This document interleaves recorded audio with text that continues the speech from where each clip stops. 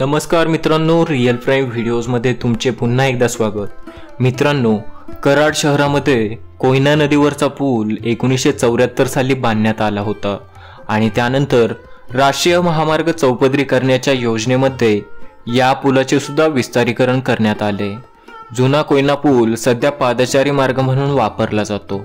मित्रांनो, आपण आज ज्याला कराड शहर म्हणून ओळखतो, या शहराचा इतिहासामधील उल्लेख करहाडक, करहाटक, करहाड, करहाड अशा अनेक नावांनी अनेक ताम्रपटांमध्ये सापडतो. महाभारताच्या सभापर्वातील 32व्या श्लोकामध्ये पांडवांपैकी एक असणारा सहदेव याने करहाटक आपल्या ताब्यात घेऊन या भागातून कर वसूल केल्याचे वर्णन आहे. इसवी सन 1965 ते 68 दरम्यान कराडमध्ये भुयारी गटारासाठी खोदकाम चालू असताना जे अवशेष सापडले त्यानुसार कराडचे सातवाहनांच्या काळातील असणारे प्राचीनत्व सिद्ध झाले आहे.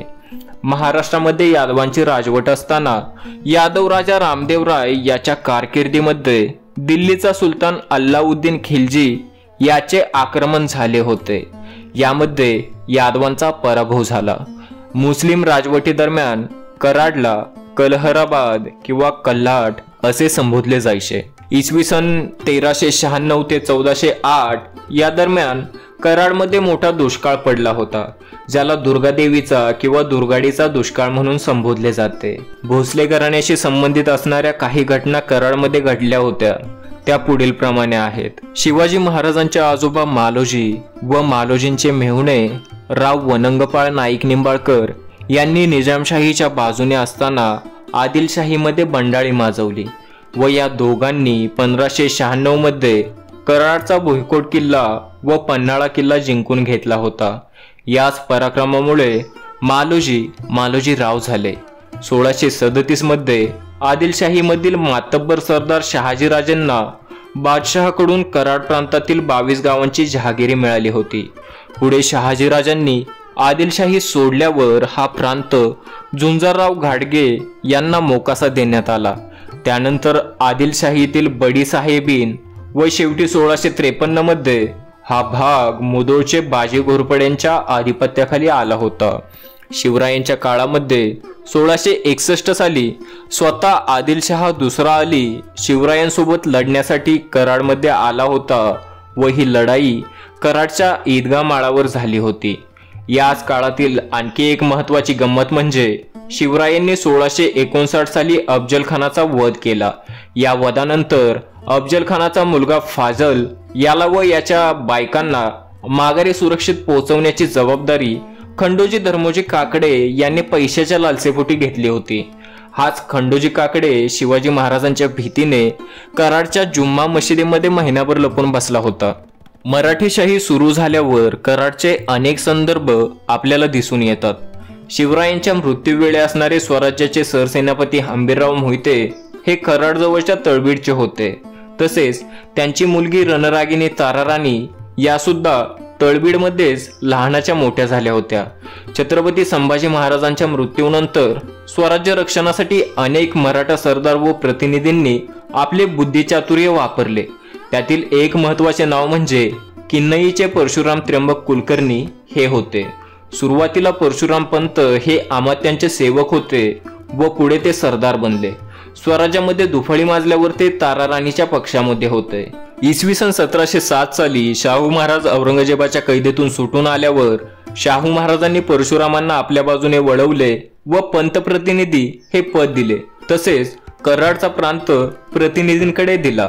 27 मे 1718 साली परशुराम पंतांचे निधन झाले व त्यांचे पुत्र श्रीनिवास परशुराम हे प्रतिनिधी बनले. 1730 साली कोल्हापूरच्या छत्रपती संभाजीराजांसोबत श्रीपतराव पंतप्रतिनिधी यांनी युद्ध केले व कोल्हापूरचे संभाजीराजे छत्रपती यांचा पराभव झाला.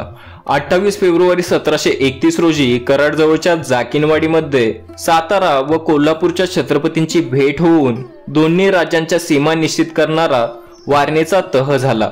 या तहानंतर वारणेच्या उत्तरेकडचा भाग सातारकरांकडे तर दक्षिणेकडचा भाग कोल्हापूर राजगादीकडे गेला आणि कराड प्रांताचा कारभार श्रीपतराव पंतप्रतिनिधींकडे गेला. या प्रतिनिधींनी आपली राजधानी कराडमध्ये भुईकोट किल्ल्यामध्ये नेली आणि शेजारचे वसंतगड, सदाशिवगड, मच्छिंद्रगड हे किल्ले ताब्यात ठेवून रक्षणाची सोय केली. प्रतिनिधींची राजधानी कराड असल्यामुळे मुख्य सैन्याचा तळ कराडमध्ये असायचा. श्रीपतराव पंत प्रतिनिधी यांचे 25 नोव्हेंबर 1746 रोजी निधन झाल्यावर जगज्जीवनराव, त्र्यंबकराव आणि भवानराव हे वंशपरंपरेने प्रतिनिधी पदावर आले. यातील भवानरावांचा 30 ऑगस्ट 1777 रोजी मृत्यू झाला आणि त्याच दिवशी त्यांचा मुलगा जन्माला आला, ज्याचे नाव परशुराम असे ठेवण्यात आले होते. नाना फडणवीस आणि भवानरावांचे स्नेह असल्यामुळे फडणवीसांनी परशुराम पंतांची मुंज असेल किंवा त्यांचे लग्न असेल ते पुढाकार घेऊन लावले. परशुराम पंतांचा खर्ड्याच्या लढाईमध्ये लढताना उजवा हात तुटला म्हणून त्यांना थोटेपंत असे म्हणायचे. थोटेपंत अतिशय अवलिया होते. 1806 मध्ये काही वादामुळे दुसऱ्या बाजीरावाने थोटेपंतांचा मुलूक जप्त करून थोटेपंतांना 1811 पर्यंत पुण्यामध्ये ठेवले होते. 10 फेब्रुवारी 1818 मध्ये पेशवाई संपली तेव्हा सातारचे रेसिडेंट असणारे इंग्रज अधिकारी ग्रांट साहेबांनी तहनामा करून थोटेपंतांचा दर्जा व मर्तबा त्यांना पुन्हा देऊ केला. थोटेपंतांना पुत्र नव्हता व दत्तक घ्यायची त्यांची इच्छा सुद्धा नव्हती, पण ग्रांट साहेब व थोटेपंतांच्या संबंधितांनी मारून मुटकटून दत्तक पुत्र त्यांच्या मांडीवर बसवला, ज्याचे नाव श्रीनिवास असे होते. 18 मार्च 1847 साली थोटेपंतांचा मृत्यू झाला व प्रतिनिधी पद श्रीनिवास पंत प्रतिनिधी या दत्तक पुत्राला मिळाले.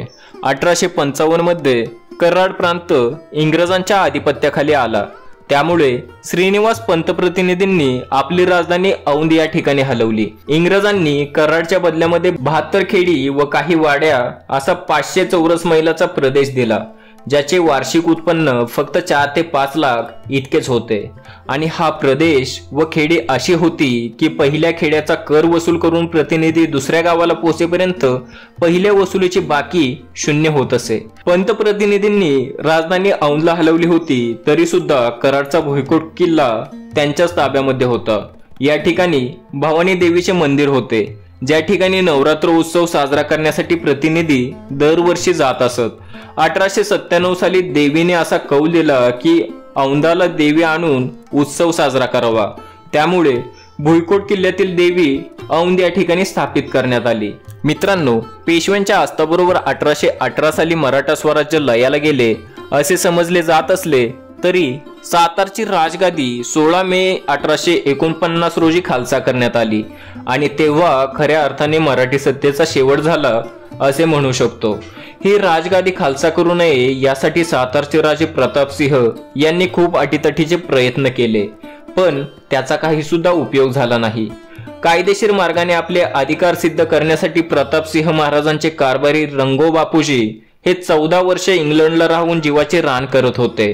अनेक पत्रव्यवहार इंग्रजांसोबत करण्यात आले, पण त्याचा काही सुद्धा फायदा झाला नाही. प्रतापसिंह राजे हे लोकांचे राजे होते आणि त्यामुळेच त्यांची प्रजा सुद्धा इंग्रजांच्या अन्यायाविरुद्ध पेटून उठली. 5 सप्टेंबर 1839 रोजी जेव्हा इंग्रजांनी प्रतापसिंहांना पदच्युत केले तेव्हा कराड जवळच्या कोळे येथील धारराव पवार यांनी सगळ्यात पहिले बंड केले. प्रतापसिंहांचे कारभारी रंगो बापूजी यांनी सैन्य भरती सुरू केली. त्यांच्या सैन्य भरतीमध्ये धारराव पवार यांनी महत्त्वाची कामगिरी केली. तसेच रंगो बापूजी यांच्या अनुयायांमध्ये असणारे दौलता हरिबा पवार यांनी उठावासाठी 400 सैनिक कराडमधून तयार करून दिले. रंगो बापूजींच्या 34 प्रमुख अनुयायांपैकी 17 जण कंपनी सरकारच्या हाती लागले व त्यांना अटक करून ठेवण्यात आले. दौलता हरिबा पवार हे मात्र कधीच ब्रिटिशांच्या हाती लागले नाहीत.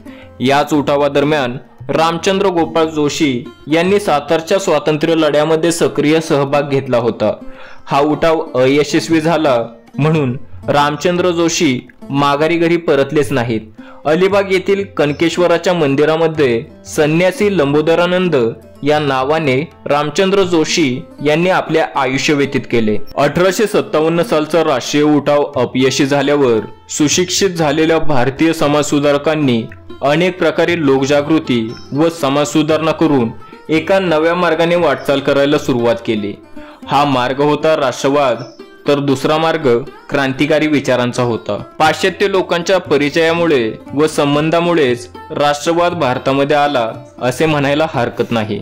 क्रांतिकारी मार्गाने हिंसेचा वापर करून इंग्रजांना घालवणे व लोकजागृती करून लोकमताच्या ताकदीवर अनेक वेगवेगळ्या चळवळी उभा करायच्या। सभा, परिषदा आणि बहिष्काराच्या मार्गाने परकीय सत्तेवर दडपण आणण्याचे काम राष्ट्रवादी विचाराचे लोक करत होते। मुळशी तालुक्यातील मुळशी धरण बांधताना तसेच कोयना धरण बांधताना अनेक सत्याग्रह झाले। ही धरणे बांधल्यामुळे अनेक गावे उठणार होती आणि शेतकऱ्यांची बाजू घेत सरकारच्या विरोधात नेते उभे होते। ब्रिटिश सरकारने त्यावेळच्या शेतकऱ्यांचे प्रश्न तसेच लांबवले। नेते यासाठी वारंवार उठाव करत राहिले। ही धरणे बांधून पूर्ण झाली, उठाव करणाऱ्या पिढ्या संपल्या, पण विस्थापितांचे प्रश्न अजूनही तसेच आहेत। या सर्व चळवळींमध्ये कराडच्या नेत्यांनी सक्रिय सहभाग नोंदवला होता। मित्रांनो, कराड प्रांत राष्ट्रवादी व क्रांतिकारी या दोन्ही विचारांच्या नेत्यांनी परिपूर्ण होता। कराडमध्ये 1888 साली काँग्रेसची स्थापना झाली होती, तर राष्ट्रीय संघाचे काम 1928 मध्ये कराड प्रांतामध्ये सुरू झाले। धन्यवाद मित्रांनो, भेटूया अशाच नवनवीन माहितीसह पुढच्या भागामध्ये। तोपर्यंत रिअल प्राईम व्हिडिओजला सबस्क्राईब नक्की करा।